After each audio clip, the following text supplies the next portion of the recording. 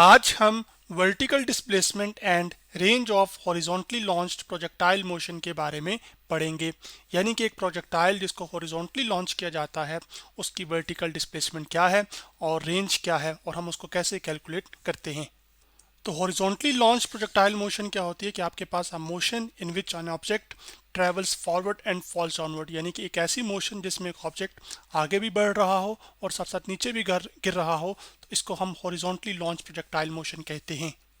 जैसे कि आप इस एनिमेशन में देख सकते हैं जो कि मैंने collegephysics.com की वेबसाइट से ली है। तो इसमें आपके पास यहाँ पर एक बॉल जो कि शुरू में आगे आ रहा है, यहाँ पर बिल्डिंग के टॉप से गिरता है तो वो आगे भी बढ़ रहा है और उसके साथ साथ नीचे भी आ रहा है।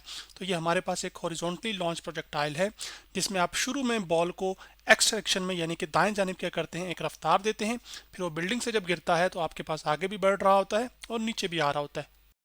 तो इसी प्रोजेक्टाइल के लिए हमने ये बताना है कि हर वक्त के लम्हे पर इसकी डिस्प्लेसमेंट क्या है और ज़मीन का जो जिस पॉइंट पे आपने फेंका है, फॉर एग्जांपल यहाँ से फेंका है ना, या यहाँ से जा रहा है या इधर से गिरा है, तो उसी का आपने ग्राउंड का पॉइंट एक नाप लेना है और फिर ये देखना है कि ग्राउंड पर वो किस पॉइंट पर जाकर गिरा है।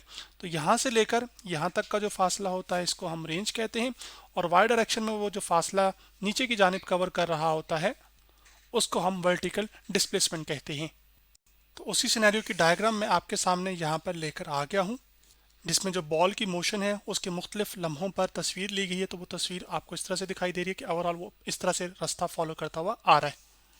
अब वर्टिकल डिस्प्लेसमेंट क्या है? वर्टिकल डिस्प्लेसमेंट यहाँ पर क्या है कि हाउ फार अप और down you are from where you started. जैसे कि बॉल आपके पास शुरू में यहाँ से इधर आगे बढ़ रहा था तो आपके पास इस ज़मीन के लिहाज जो सॉरी बिल्डिंग की हाइट है उसके लिहाज से कितना ऊपर जा रहा है या कितना नीचे आ रहा है, इसी को हम वर्टिकल डिस्प्लेसमेंट कहते हैं।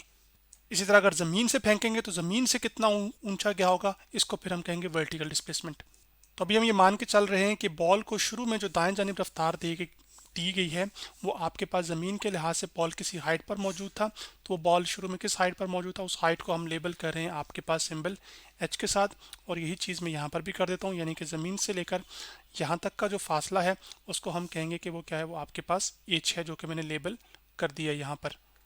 अब आपको ये जो ग्रीन लाइन यहाँ पर नज़र आ रही है ये हमारे पास क्या है, ये ग्राउंड है। तो आपके पास हमें दो पॉइंट्स मार्क कर लेते हैं। बिल्डिंग का ये जो टॉप है उसके लिहाज से नीचे अपने ग्राउंड पर एक पॉइंट मार्क करना है जिसको हम पॉइंट ए कह रहे हैं।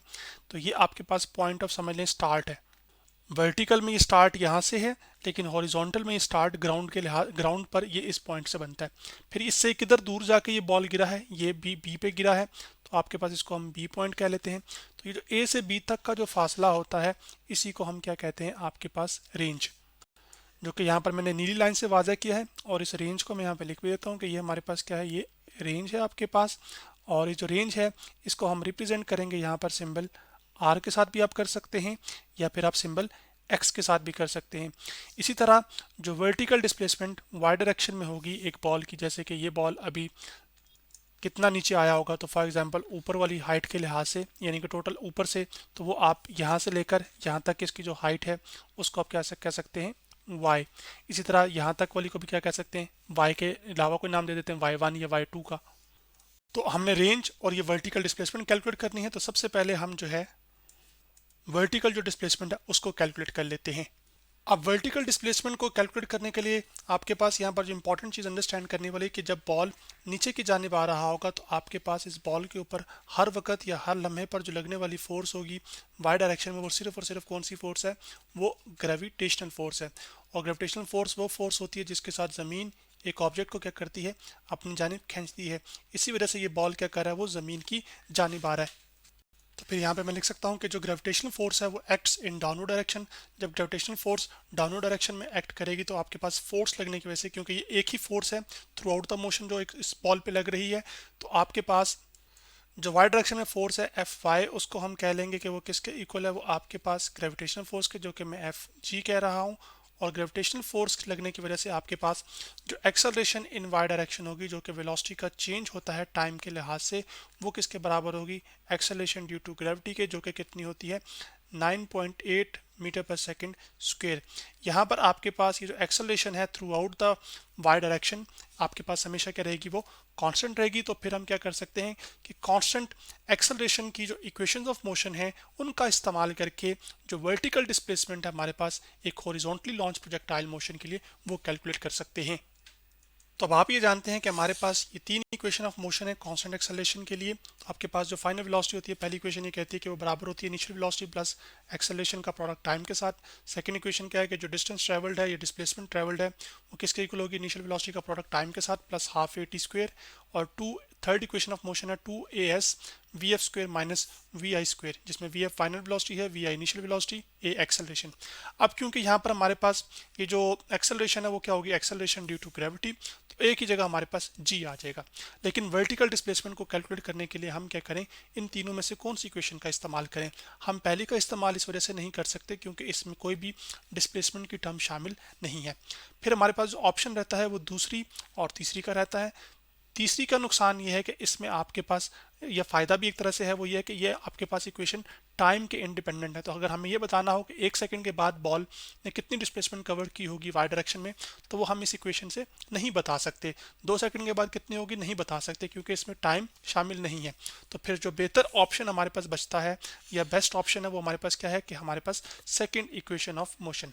तो हम इसी इक्वेशन ऑफ मोशन का इस्तेमाल करके जो वाई डायरेक्शन में वर्टिकल डिस्प्लेसमेंट कवर हुई है उसको कैलकुलेट करेंगे। तो इसको भी चले हम क्रॉस कर देते हैं कि हमने ये भी यूज़ नहीं करनी, जो यूज़ करनी है वो सिर्फ ये करनी है। ये आपके पास सिर्फ साइड से नॉलेज है, समझ लें कि जिसका हमने इस्तेमाल करना है। अब आपके पास जो डिस्प्लेसमेंट है एस यहाँ पर वाई डायरेक्शन में, वो एस आपके पास किसके इक्वल होगा, यहाँ पर वो वाई के। तो मैं लिख लेता हूँ कि एस किसके इक्वल है आपके पास वाई के। जबकि जो वी आई है जो कि इनिशियल वेलोसिटी है वो अब वाई डायरेक्शन में होगी क्योंकि हम वाई डायरेक्शन की मोशन को देख रहे हैं। तो जो वी आई है वो आपके पास इक्वल होगा किसके, वी आई वाई के। और जो इनिशियल वेलोसिटी हमारे पास प्रोजेक्टाइल की है वाई डायरेक्शन में वो कितनी है, हॉरिजॉन्टली लॉन्च ऑब्जेक्ट के लिए वो 0 है। जबकि ए जो है ये एक्सेलरेशन है और ये एक्सेलरेशन किस डायरेक्शन में होगी, वाई डायरेक्शन में, और वो किसके इक्वल है, वो एक्सेलरेशन ड्यू टू ग्रेविटी के। तो अब हम क्या करेंगे कि एस की जगह हम क्या पुट कर देंगे कि आपके पास यहाँ पर वाई पुट कर देंगे। उसके बाद इनिशियल वेलोसिटी की जगह आप क्या पुट कर देंगे, यहाँ पर ये जो एक्सप्रेशन है, चलें इसमें एक दफ़ा सारी चेंजेस कर लेते हैं। एक दफ़ा इक्वेशन को उसकी फॉर्म में लिख लेते हैं वाई की डायरेक्शन की फॉर्म के लिए। तो V I Y T plus आ जाएगा और 1/2 यहाँ पर आ जाएगा। उसके बाद ए वाई और साथ क्या आ जाएगा टी का स्क्वायर। अब आपने सिर्फ ये जो ऊपर चीज़ें मैंने बताई हैं वो तब्दील करनी है। तो अब आपके पास यहाँ पर एस की जगह तो वाई हम पहले ही कर चुके थे क्योंकि आपके पास वाई डायरेक्शन में हम इक्वेशन लिखी थी। तो वाई जो कि वर्टिकल डिस्प्लेसमेंट है, initial velocity in Y direction क्या है, वो तो 0 है। Initial velocity in Y direction इस वजह से 0 है क्योंकि आपने शुरू में जो बॉल को रफ्तार दी थी वो सिर्फ दाएं जानिब दी थी, ऊपर और नीचे बॉल मूव नहीं कर रहा था। तो 0 मल्टीप्लाई बाय क्या आ जाएगा टी आपके पास, और यहाँ पर ये आ गया प्लस आ जाएगा आपके पास 1/2 यहाँ पर ए वाई जो कि एक्सेलरेशन ड्यू टू ग्रेविटी है उसकी जगह क्या आ जाएगा आपके पास जी और टी का स्क्वायर आ जाएगा। तो 0 का जब प्रोडक्ट टाइम के साथ लिया जाता है तो वो 0 आ जाएगा क्योंकि 0 मल्टीप्लाई बाय एनीथिंग क्या होता है, वो 0। तो जो वर्टिकल डिस्प्लेसमेंट है आपके पास वाई डायरेक्शन में वो कितनी हुई होगी, वो आपके पास हाफ जी टी स्क्वायर हुई होगी। तो 1/2 में लिख लूँगा जी टी स्क्वायर। अब आपके पास फॉर एग्जांपल हम ये जानना चाहते हैं कि पहले सेकंड के बाद ये जो बॉल है जब इस हाइट से नीचे आ रहा था आगे बढ़ने के साथ साथ, तो उसने पहले सेकंड में कितना फासला वाई डायरेक्शन में तय किया होगा, तो वो हम कैलकुलेट कर सकते हैं। तो आप क्या करेंगे कि टी की जगह हम 1 सेकंड यूज़ कर लेंगे, जबकि टी की जगह मैं यहाँ पे लिख लेता हूँ कि टी इक्वल टू क्या है 1 सेकंड। जबकि जो जी है उसकी वैल्यू भी मैंने आपको बताई थी, वो कितनी थी, वो 9.8 मीटर पर सेकंड स्क्वायर है। तो मैं यहाँ पे लिख लेता हूँ 9.8 और साथ आ जाएगा मीटर पर सेकंड स्क्वायर। तो अब आपके पास y लिख लेते हैं, यहाँ पर y इक्वल टू आ जाएगा आपके पास 1/2 और g की वैल्यू कितनी है 9.8, तो मैंने 9.8 लिख लिया। t कितना है आपके पास 1, तो 1 का स्क्वायर हो जाएगा। तो अब आपके पास 1 का स्क्वायर क्या होता है 1, 1 मल्टीप्लाई होगा 9.8 से, तो 9.8 जब 2 से डिवाइड होगा तो वो कितना आ जाएगा 4.9। इसका मतलब है आपके पास इस ऑब्जेक्ट ने क्या किया होगा, जैसे कि फुटबॉल ने पहले सेकंड के अंदर इस हाइट से 4.9 मीटर क्या होगा वो नीचे आया होगा। अब चूंकि इन इक्वेशंस में किसी भी तरह की कोई मैथ्स की डिपेंडेंस शामिल नहीं है, यानी कि मैथ्स नहीं आ रहा, तो चाहे अब आपके पास यहाँ पर एक फुटबॉल हो, चाहे कोई टेबल टेनिस की बॉल हो, चाहे कोई हाथी हो, चाहे कोई इंसान हो, जब भी वो इस तरह से हॉरिजॉन्टली उसको कोई इनिशियल वेलोसिटी दी जाएगी, तो आपके पास जब वाई डायरेक्शन में वो नीचे आ रहा होगा, तो पहले सेकंड में जो फासला तय करेगा वो ऑब्जेक्ट, वो 4.9 करेगा। ये इस चीज़ पे डिपेंड नहीं करता कि वो ऑब्जेक्ट हैवी है या फिर लाइटर है। और ये सब तब है जब आपने हवा का जो इफेक्ट है उसको शामिल नहीं किया हुआ। अब हमने जैसे वर्टिकल डिस्प्लेसमेंट कैलकुलेट की, वैसे ही हम क्या कर सकते हैं, हॉरिजॉन्टल डिस्टेंस को, या फिर जिसको हम रेंज ऑफ प्रोजेक्टाइल भी कहते हैं, वो कैलकुलेट कर लेंगे। तो उसको करने के लिए अब आपने जो वेलोसिटी दी थी वो तो शुरू में एक्स डायरेक्शन में दी थी ना, तो एक्स डायरेक्शन में उसके बाद तो कोई फोर्स नहीं लग रही, तो आपके पास जो फोर्स इन एक्स डायरेक्शन है जिसको हम एफ एक्स कह रहे हैं वो जीरो है। जब force in X direction zero होगी तो उसकी वजह से जो एक्सेलरेशन इन एक्स डायरेक्शन है वो भी क्या है, वो जीरो। और एक्सेलरेशन एक्स डायरेक्शन का जीरो होने का मतलब ये है कि वेलोसिटी एक्स डायरेक्शन में चेंज ही नहीं हो रही। और एक्सेलरेशन हम कहते भी किसको है, rate of change of velocity को, यानी कि जो वेलोसिटी का टाइम के लिहाज से चेंज होना है, इसको हम एक्सेलरेशन कहते हैं।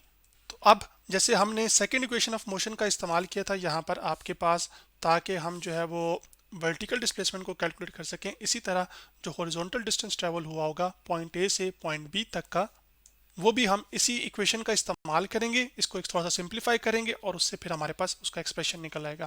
तो आपके पास एस इज इक्वल टू क्या आ गई, V I T plus half A T का स्क्वेयर यहाँ पर आ गया। वी आई अब यहाँ पर आपके पास इस इक्वेशन को थोड़ा सा हम चेंज कर लेते हैं एक्सट्रैक्शन के लिहाज से। तो एस जो है वो आपके पास किसके इक्वल हो जाएगा, वो आपके पास रेंज ऑफ द प्रोजेक्टाइल के इक्वल हो जाएगा यहाँ पर। वी आई जो कि इनिशियल वेलोसिटी है लेकिन किस डायरेक्शन में, एक्सट्रैक्शन में। तो आपको ये पता है कि जो वी इनिशियल वेलोसिटी थी एक्सट्रैक्शन में, वो आप वी आई कहें या वी आई एक्स कहें, बात एक ही है। तो मैं इसको वी आई एक्स लिख रहा हूँ यहाँ पर, जबकि जो टी है वो आपके पास टाइम है, यहाँ पर प्लस आ जाएगा आपके पास 1/2 और साथ आ जाएगा आपके पास एक्सेलरेशन इन एक्स डायरेक्शन जो कि ए एक्स होगी, और साथ आ जाएगा टी का स्क्वायर। अब चूंकि acceleration in X direction zero है, तो यहाँ पर हम क्या पुट करेंगे, जीरो पुट करेंगे, तो आपके पास क्या आ जाएगा, आर इक्वल टू यहाँ पर आ जाएगा वी आई एक्स, और साथ चले मैं लिख लेता हूँ वी आई एक्स और साथ प्लस टी प्रोडक्ट में टाइम के, और आपके पास फिर प्लस आ जाएगा 1/2, एक दफ़ा वैल्यू पुट कर लीजिए तो ज़ीरो, और उसके बाद टी का स्क्वायर। तो जब टी का आप स्क्वायर करेंगे तो वो कितना, टी का स्क्वायर कुछ भी आ जाए, बेशक नंबर कोई भी हो टाइम का, लेकिन मल्टीप्लाई जब जीरो से होगा तो वो क्या आ जाएगा, वो ज़ीरो ही आ जाएगा। तो आपके पास जो प्रोजेक्टाइल की, हॉरिजॉन्टली लॉन्च प्रोजेक्टाइल की जो रेंज होगी वो क्या होगी, वो इनिशियल वेलोसिटी जो आपने एक्सट्रैक्शन में दी है जिसको हम वी आई एक्स कह रहे हैं, जो कि वी आई के इक्वल भी हो सकती है या होती है अगर आप उसको वी आई ले रहे हैं, और साथ क्या आ जाएगा, टाइम। तो किसी भी टाइम पर, जैसे कि बॉल आपके पास, हमने मुख्तलिफ लम्हों पर तस्वीरें ली हैं बॉल की, तो कितने, एक सेकंड के बाद समझ लीजिए, फिर 2 सेकंड के बाद, फिर 3 सेकंड के बाद, तो एक सेकंड के बाद ज़मीन के लिहाज से फिर आपने ये पॉइंट देखना है कि इसको आपने नीचे एक लाइन ट्रेस करनी है इसकी। फॉर एग्जांपल ये वर्टिकल लाइन ट्रेस कर ली मैंने, तो अब आपके पास ये आ गया। तो पॉइंट ए से लेकर ये जो फासला होगा ना यहाँ तक, ये असल में 1 सेकंड के बाद की उसकी हॉरिजॉन्टल डिस्प्लेसमेंट होगी या फिर उसकी रेंज होगी। 2 सेकंड के बाद वो इधर आया होगा ना, अगर मैं इसकी लाइन ड्रॉ करूँ फॉर एग्जांपल, इधर वो बनती है, तो ए से लेकर यहाँ तक का फासला वो फिर 2 सेकंड के बाद का है एक्स डायरेक्शन में। तो चलें एक छोटी सी कैलकुलेशन भी कर लेते हैं। वो ये है कि आप ये बताएं कि अगर हमने initial velocity in X direction दी है एक हॉरिजॉन्टली लॉन्च प्रोजेक्टाइल मोशन को 5 मीटर पर सेकंड फॉर एग्जांपल, तो 5 मीटर पर सेकंड है रफ्तार, जो हम कहते हैं डिस्प्लेसमेंट कितनी कवर हुई एक टाइम के अंदर, और टाइम हमने कितना दिया 1 सेकंड, या 1 सेकंड के बाद देखना चाह रहे हैं, तो आर आ जाएगा आपके पास। Initial velocity in X direction कितनी है, वो आपके पास 5 है, जबकि टाइम कितना है, वो आपके पास 1 है। तो 5 जब 1 से मल्टीप्लाई होगा तो क्या आ जाएगा, 5। अब चाहे आपके पास रेंज हो या फिर वर्टिकल डिस्प्लेसमेंट हो, ये सब किस यूनिट में मेजर होते हैं, ये मीटर में मेजर होते हैं। अब मैं एक एनिमेशन जो कि मैंने fed.colorado.edu की वेबसाइट से ली है, इस पर मैं आया हूँ, और इसमें हम जो हॉरिजॉन्टल डिस्टेंस और जो कि जिसको हम रेंज कह रहे थे, और वर्टिकल डिस्प्लेसमेंट 1 सेकंड के बाद कितनी कवर होती है वो मैंने कैलकुलेशन की थी ना, अब यहाँ पर वो हम चीज़ वेरीफाई भी कर लेते हैं। तो अब आपके पास फॉर एग्जांपल मैं यहाँ से एक प्रोजेक्टाइल को लॉन्च करता हूँ इस तरह से, तो वो आगे भी जा रहा है नीचे भी आ रहा है, तो ये हॉरिजॉन्टली लॉन्च प्रोजेक्टाइल मोशन हो गया। तो यहाँ से आपने ये लेके आना है, सॉरी इस ऑप्शन को नहीं लेके आना, आपने इस ऑप्शन को लेके आना है। तो अब आपके पास जब इसको आप लेकर आएंगे इसके पाथ पे रखना है, ये जो इसने पाथ फॉलो किया होगा ना, तो फॉर एग्जांपल आपके पास इनिशियल वेलोसिटी हमने कितनी दी थी, 5 मीटर पर सेकंड दी थी ना, तो यहाँ पर भी उसने जो इनिशियल स्पीड है वो 5 मीटर पर सेकंड दी है। तो अभी आपके पास, इसको मैं इधर से लेके जाता हूँ, अब आपके पास यहाँ पे इसको करते हैं। तो फॉर एग्जाम्पल अब इस एनिमेशन को हम दोबारा प्ले करते हैं। हमने इनिशियल रफ्तार कितनी दी है, 5 मीटर पर सेकंड, तो वाई डायरेक्शन में कितनी वर्टिकल डिस्प्लेसमेंट कवर हुई होगी और रेंज कितनी कवर होगी वो मैंने बतानी है। तो हम इसको फायर करते हैं, तो ये फायर किया तो आपके पास ऑब्जेक्ट इधर आया है। इसका मैं डायमीटर यानी कि इसको थोड़ा सा बड़ा कर देता हूँ, तो आपको जब दोबारा फायर करूंगा तो आपको एक बड़ा सा करके दिखाई दे रहा है ना। अब हमने इसको लेके आना, ठीक है, और 1 सेकंड के बाद देखना है कि क्या है इसकी कैलकुलेशन। तो फॉर एग्जांपल 1 सेकंड जब टाइम गुजरा तो रेंज कितनी है 5 मीटर, जबकि जो हाइट यहाँ पर आ रही है वो 9.1 है। टोटल हाइट कितनी थी 14। 14 में से आपने ये जो 9.1 है इसको माइनस करना है, क्योंकि ये जो 9.1 हाइट है वो ज़मीन के लिहाज से मेजर हुई है। तो 14 में से जब आप 9.1 को माइनस करेंगे तो वो 4.9 आएगा, और वो वही वर्टिकल डिस्प्लेसमेंट है जो उसने कवर की होगी, जो मैंने आपको कैलकुलेट करके भी दिखाई थी। तो आज हमने vertical displacement and range of horizontally launch projectile motion के बारे में पढ़ा।